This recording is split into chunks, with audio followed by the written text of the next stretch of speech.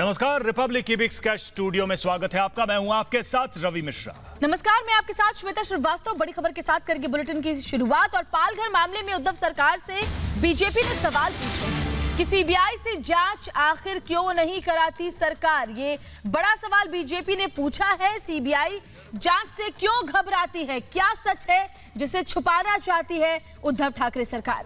तो सीबीआई जांच के मुद्दे को लेकर बीजेपी ने उद्धव सरकार पर हमला किया है। सवाल पूछे हैं कि आखिर सीबीआई जांच से उद्धव सरकार भाग क्यों रही है। आज सुप्रीम कोर्ट में भी यह मामला पहुंचा था। संतों के परिजनों ने सीबीआई जांच की मांग की थी, जिस पर सुप्रीम कोर्ट ने भी अपना ऑब्जर्वेशन दिया है।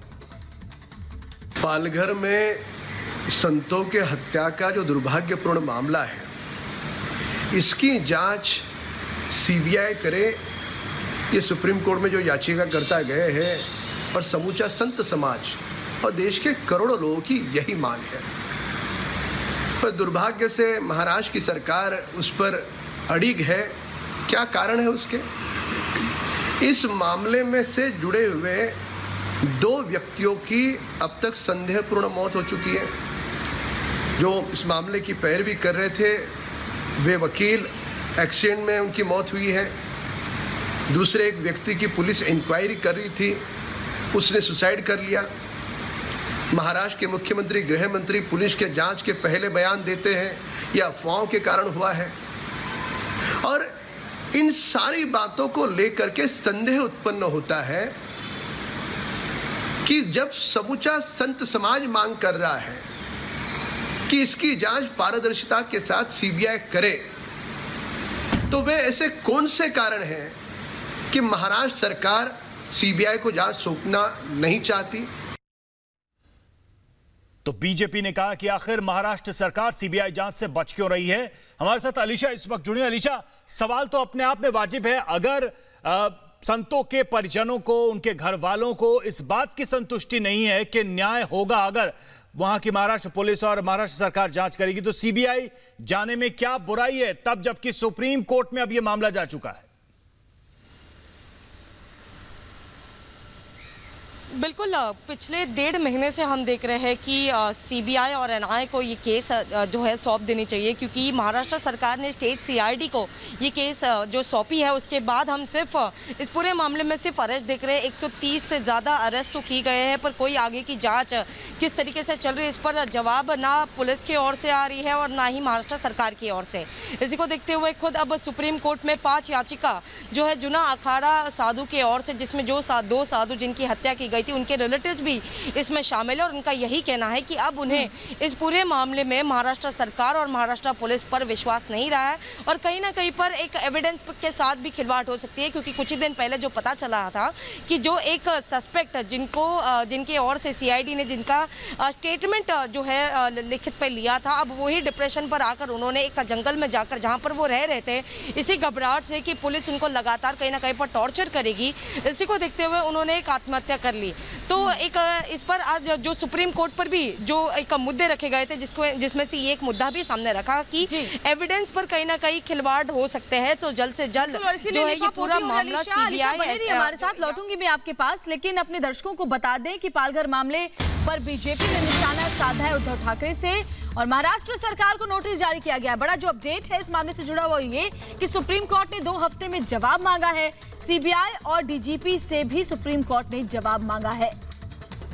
2 हफ्ते में जवाब देना होगा महाराष्ट्र सरकार को। सुप्रीम कोर्ट ने यह जवाब तलब किया है। और हमारे साथ अलीशा नायर लगातार जुड़ी हुई है। अखिलेश राय भी हमारे सहयोगी जुड़ गए हैं। अखिलेश का रुख कर लेते हैं। अखिलेश, बताइए हमारे दर्शकों को क्या हुआ आज कोर्ट रूम में? देखिए, कोर्ट रूम में मुश्किल से 5 मिनट सुनवाई हुई। कोर्ट में जजेज ने साफ तौर पे कहा कि हमें इस मामले में जवाब चाहिए। महाराष्ट्र सरकार की तरफ से ये कहा गया कि 6 पिटीशन हाई कोर्ट में पड़ी है, इसलिए सुप्रीम कोर्ट को इस पर नहीं सुनना चाहिए। लेकिन हम आपको बता दें कि हाई कोर्ट में भी जो पिटीशन पड़ी है, उसमें भी जवाब मांग लिया गया है। जिन कोर्ट में ये याचिका पड़ी, या तो सुप्रीम कोर्ट में या बॉम्बे हाई कोर्ट में, सबने जवाब मांगा। यानी कि पहली नज़र में अदालत को ये लगता है कि इस मामले में बड़ी जांच की ज़रूरत है, या तो सीबीआई या तो एनआईए।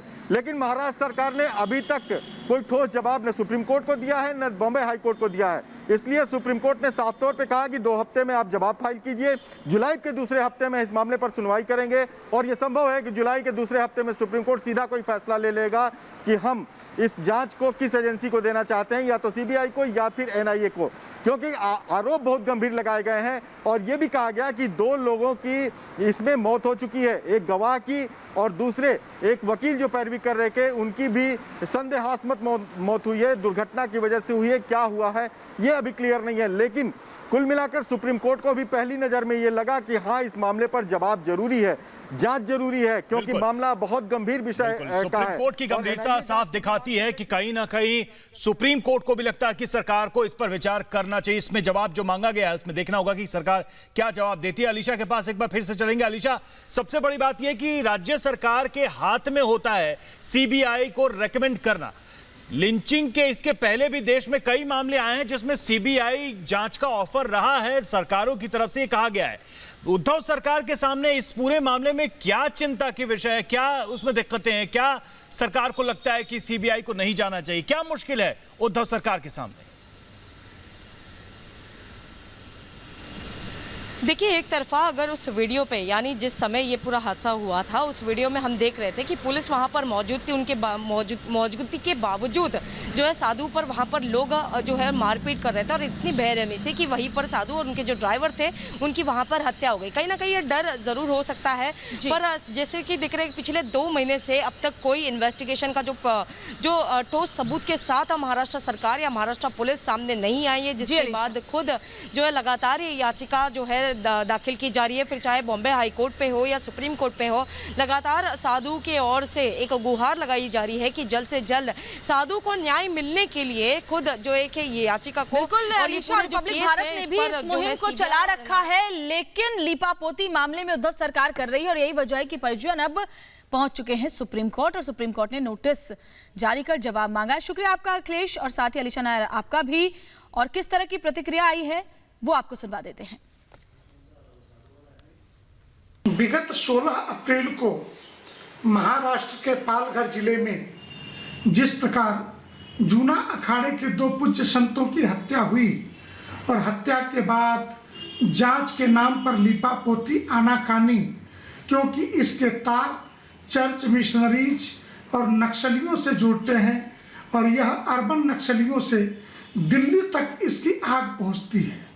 इस नाते जो आनाकानी है, इसके मध्य सुप्रीम कोर्ट में परिजनों के द्वारा एक याचिका लगाई गई कि हमें सीबीआई से जांच चाहिए, महाराष्ट्र सरकार के जांच से हम संतुष्ट नहीं हैं। सुप्रीम कोर्ट के इस निर्णय कि 2 सप्ताह के अंदर महाराष्ट्र सरकार, केंद्रीय गृह मंत्रालय और महाराष्ट्र डीजीपी जवाब दें कि यह जांच में इतनी हीला हवाली क्यों है। इसके लिए अखिल भारतीय संत समिति माननीय उच्चतम न्यायालय को धन्यवाद देती है, और हमारा विश्वास है आज नहीं तो कल असल हत्यारों तक, षड्यंत्रकारियों तक, संत हत्या के जिनके ऊपर आरोप हैं वहां तक हाथ पहुंच के ही रहेगा, न्याय जरूर होगा।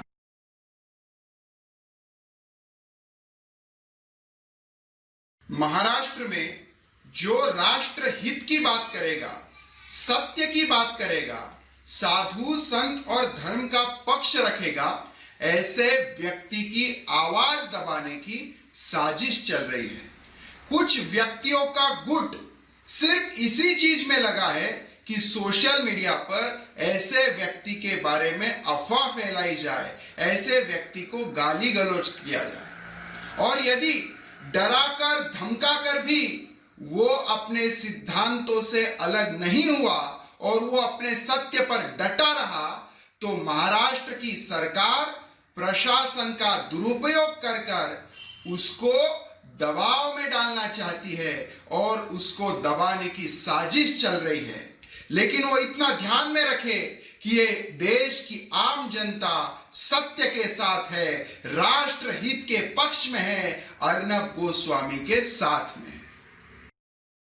हम लोग शुरू से ही मांग कर रहे हैं कि इसमें सीबीआई जांच का होना चाहिए। सीबीआई जांच होने से दूध का दूध, पानी का पानी हो जाएगा। तो निश्चित रूप से हमें इसमें विश्वास है कि सीबीआई जांच होना चाहिए। अब माननीय सुप्रीम कोर्ट ने जो है 2 हफ्ते का टाइम दिया है। पहले भी हाई कोर्ट के अंदर में मामला जब गया था तो उन्होंने जो है संतोषजनक महाराष्ट्र सरकार ने जो है उत्तर नहीं दिया, और 2 हफ्ते के अंदर में महाराष्ट्र सरकार के ऊपर हमें विश्वास नहीं है कि वो जो है अपना कोई इस तरह से कोई सही जवाब देंगी। तो महाराष्ट्र सरकार के ऊपर पूर्ण रूप से हमारा विश्वास उठ चुका है। तो हमारे पूरा संत समाज को विश्वास है कि पालघर मामले में जो है माननीय सुप्रीम कोर्ट का जो आदेश आएगा तो निश्चित रूप से उसमें जो है हमें पूर्ण न्याय मिलने की उम्मीद है, और इसमें सीबीआई जांच होने से दूध का दूध और पानी का पानी हो जाएगा।